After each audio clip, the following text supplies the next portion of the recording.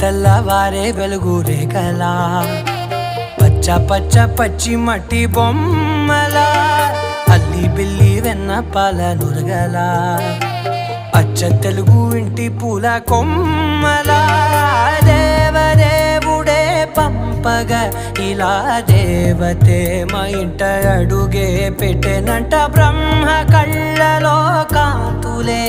మా అమ్మలా మా కోసం మళ్ళీ లాలి పాడేనంట.